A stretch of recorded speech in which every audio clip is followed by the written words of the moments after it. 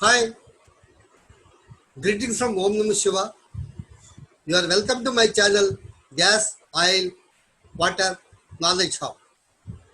This presentation, an introduction to oil and gas, midstream part C, in continuation with part B. So enjoy all the series part A, B, C. Try to understand.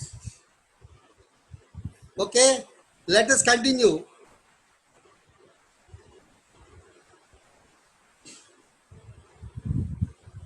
Only thing is liquid service or gas service, source service and sweet service. This is the difference we will identify during the design stage and process conditions you will come to know. Cross-country pipeline. Cross-country pipeline means all pipelines located beyond the boundary of any facility, including pipelines after separator exploratory well and its associated facilities which are required to transport of liquid hydrocarbon from the point to another, excluding piping within the refinery, separation and processing plant up to the isolation walls. You have seen the first diagram, what I have explained to you. This is the boundary. Midstream, upstream, downstream. Upstream boundary up to the fencing area. From the fencing area of the upstream, the pipeline will start, which comes to midstream to downstream. So up to downstream, isolation walls are there. Okay, from the upstream fencing, outside fencing, launcher area it is called. Okay, the receiver area, isolation walls are there. Up to that it is called cross-country pipeline. Okay. Sorry. Cross-country pipelines are basically pipeline outside the battery limit of the process or storage plant. These are generally long-distance pipelines covering various roads, rail crossings, river crossing, sometimes also across the sea. The design of these cross-country pipelines are governed by ASME B31.4 as design code, APA 1104 standard for oil transportation lines, and gas lines B31.8 design code. Now, we try to understand. Cross-country pipelines are designed based on ASME, that means American Society of Mechanical Engineers, BPV, boilers, pressure vessels, B31.4 as a design code. Okay, and 1104 standard, it is talking about standard. Design should be carried out as per 31.4, B31.4, and APA 1104 is the standard for oil transportation lines. So, try to understand the difference between standard and code. Okay, this is for oil lines, and gas lines, the code is, design code is B31.8, gas transmission lines. Pipelines are constructed in a sequential process, including staking of the right of way ROW and pipeline centerline, ROW clearing and grading, trenching, buried pipelines, pipeline, welding and bending, field coating of weld joints, testing, lowering, trench fillback and ROW reinstatement. This is the construction, simple way. We will discuss in later slides. Pipeline ROW rights of way are strips of land up to 60 feet in width, in which to identify the location of buried pipelines within the rights of way. Distinctive to call the utilities notification center 2 business days before digging begins. See, there is 60 feet width. That means center of the pipelines 30 feet either side. Total width should be, ROW should be 60 feet minimum. Whenever you are going to dig or doing excavation job, you should take local government permissions by giving a notification before 2 days minimum, 2 business days.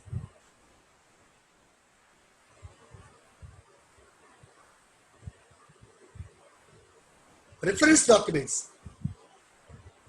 For construction of this midstream, there are certain documents we should refer. OSC standardization, formulation of the disaster management plan, accident analysis, evaluation of safety performance. This is OSD role. This OSD should refer. Refer OSD standard operating procedure for integrity assessment of petroleum natural gas pipelines. Okay, OSD standard 141. Okay, design, construction, requirement for cross-country hydrocarbon pipelines. Okay, this is very clear.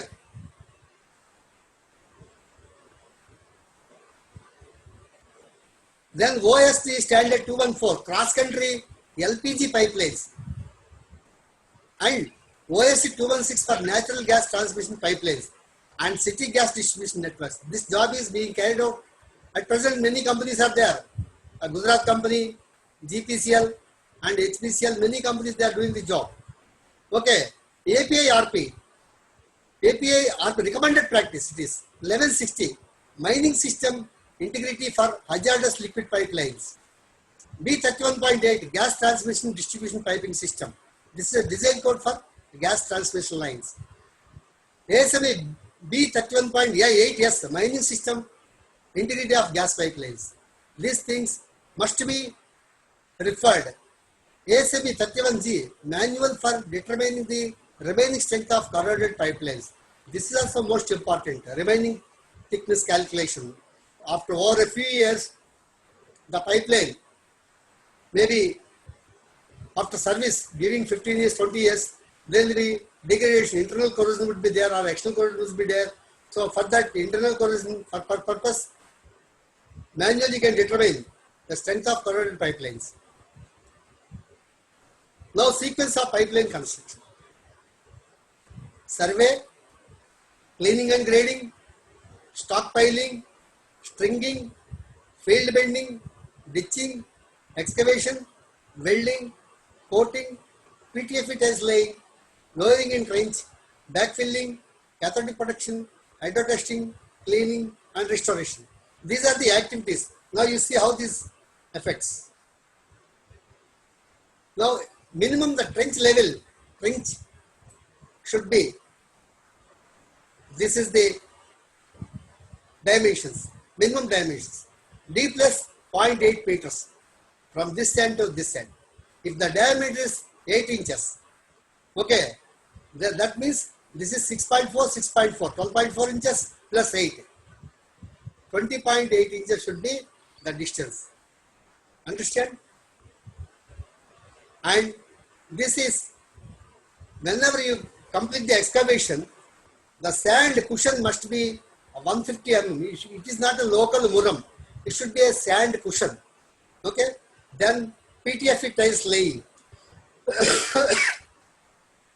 Then 1D, that means 1 diameter of the pipe. This should be soft soil, shall be full filled. Okay. It is not moram. Moram means a rough material. That should not be there. It is sand. This sand should be 150 mm and 1 diameter of the backfilling with soft soil. Then this is the backfilling material which we have digged and taken out during the excavation time. See, this is what sequence of what we have discussed here. Survey, root survey. Okay. Then see this, cleaning and grading, stockpiling. What is doing? This is the grading, cleaning and grading, both sides of the total entire ROW area. Then these are the pipes, stringing method. Okay. And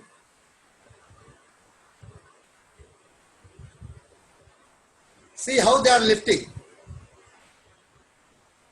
This is the way you have to lift the pipe by lowering time. These are the equipments to be used in the cross-country pipelines. Okay. And once the welding is completed, you have to lift the pipe and lower it like this. Now this is welding. Whenever you do the trench, it should be shored. The shoring should be around some degree angle, some 30-degree angle should be there, because Maybe 1 meter, 1.2 meters, you may go to depth. For lengthy lines, it may collapse. To prevent the collapse, it should be more width and shoring excavation to be carried out. Okay? Once the shoring excavation is completed, then you fill the sand. Okay? Sequence of welding activities: pipe stringing, then pipe welding, then NDT activities, non-destructive activities. That means X-ray, ultrasound testing. X-ray means radiography testing, ultrasound testing, then wrapping and coating, then cleaning. And there are these pipes are LPE coated lines, 3 LPE. 3 means low polyethylene.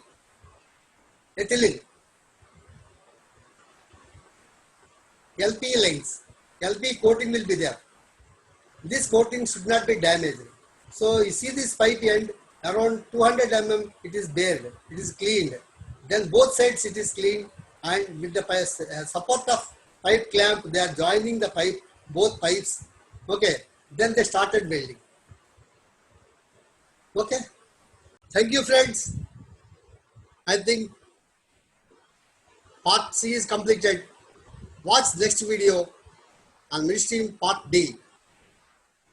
Have a wonderful day. Please subscribe my channel, share my channel, write your comments,